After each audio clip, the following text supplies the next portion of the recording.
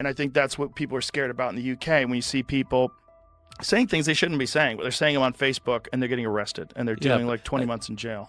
I haven't found there might well be a more fringe example. I think it's like 20, maybe Jamie, you can live fact check me here, maybe up to about 30-ish people have been prosecuted for stuff they've put online in the UK recently. I think 3,000. Joe Rogan recently called out the Labour leader with straightforward truth, pulling him into a discussion based on logic, common sense, and real, unscripted pressure. If you ever believed Keir Starmer was safe behind a podium, wait until you watch him try to deal with Rogan's direct style. Honestly, Starmer has never faced a challenge this tough before. That's what's happening in England right now, isn't it? They arrested thousands of people for social media posts. That's crazy. Were they threatening people? They don't have to be. They don't have to be threatening. We also know that there have been infringements on free speech that actually affect not just the British. Of course, what the British do in their own country is up to them, but also affect American technology companies and by extension, American citizens. So that is something that we'll talk about today at lunch. We've had free speech for a very, very long time in the United Kingdom, and it will last for a very, very long time. Well, no, I mean, certainly we wouldn't want to reach across US citizens. Keir Starmer, who is often accused of being dull and overly careful, made a major mistake the moment he landed on Joe Rogan's radar. And as most people know, when Rogan spots weakness, he doesn't overlook it. He analyzes it in detail, step by step, while adding his signature intense commentary throughout. Literally tears being shed over J.D. Vance's speech. What was it about his speech in particular that was offensive? He turned it onto the European Union and to EU countries and the UK in particular, talking about how their biggest threat isn't necessarily Russia or China. Their biggest threat is what they're doing to themselves in terms of suppressing free speech from all the various groups out there, including conservative groups, far left. Starmer, the man currently leading the UK Labour Party, has spent years trying to act tougher than the Conservatives without actually being one of them. It's an odd approach for someone who wants to build a clear political identity. When he became Labour leader, he promised fresh ideas, direction, and purpose. But instead, the country got someone who handles politics like a legal brief. Extremely cautious, emotionally flat, and only slightly more memorable than plain wallpaper. Then Joe Rogan entered the conversation.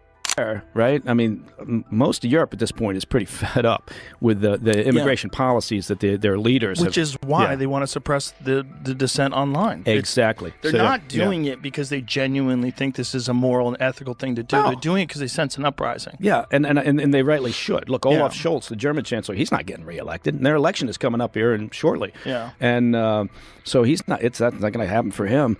So I think, not rightly, but they are concerned about their own political power. That's what it is, and that's what people need to understand. It's not rocket science. It's not that the Europeans are the kinder, more progressive. No, this they understand that it. Rogan didn't need to shout or get heated. He calmly went through Starmer's style, showing how unconvincing and dull it has become. Rogan didn't even have to mention Starmer by name. He simply described a certain type of politician, the kind who believes that doing the bare minimum while pretending to put in maximum effort is enough to win public support. The truth is, Starmer isn't just mild. He's so plain that he barely makes a lasting impression of any kind. Or a column, or he was quoted saying something along the lines of that you should take seriously the concerns that lots of rank and file, just members of the British public have about immigration and the border. And I don't know if he's right about that. Yeah. It is a big issue, but what he did in '97 when he got a landslide victory was he took the Labour Party to the centre ground and planted it where the British public. With his straightforward way of speaking, Rogan pointed out how Starmer has spent more time avoiding strong positions than taking them. His leadership style feels like a long lesson in hesitation. If politics were a game of dodgeball, Starmer would be the one standing in the back holding paperwork instead of joining the action. There's a whole group of politicians who think standing still counts as moving forward, and Starmer fits that category perfectly.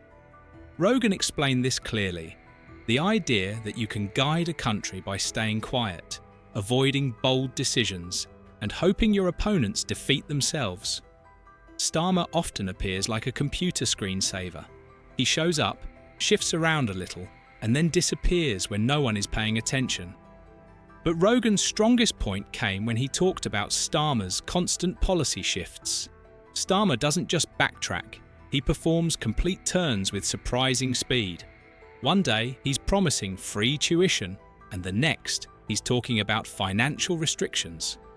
One week, he presents himself as a champion for working people, and the next, he's at events with wealthy donors who have little understanding of everyday challenges. Rogan didn't need to quote Starmer word for word.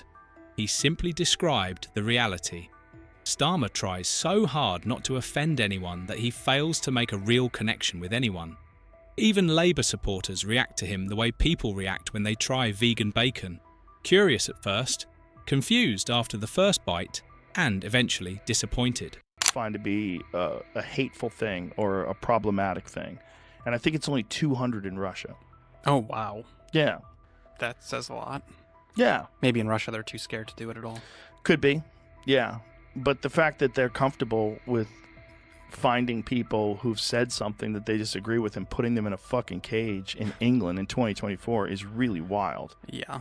Especially they're saying you can get arrested just for retweeting. Then Rogan moved on to Starmer's so-called charisma, or really the complete absence of it. Rogan joked that if you plugged Starmer into a wall socket, the electricity wouldn't surge. It would probably shut off because there's simply nothing there. Starmer gives speeches with the liveliness of a GPS voice. Even the way he gestures looks like he's trying to signal someone across a packed train station just to order a coffee. At a time when the world is dealing with cultural clashes and economic pressure, Starmer shows up like a substitute teacher who didn't realise he was supposed to take the class. Rogan had a field day with that, laughing at the idea that this man, who often speaks like a walking legal disclaimer, is expected to inspire an entire nation. He's not here to motivate people, he's here to tick tasks off a checklist. Rogan also pointed out Starmer's habit of behaving like a lawyer first and a leader second. Everything he says feels carefully checked, edited, and approved before it leaves his mouth. His statements sound more like risk warnings than political direction, and his policy announcements often feel like safe agreements rather than confident decisions.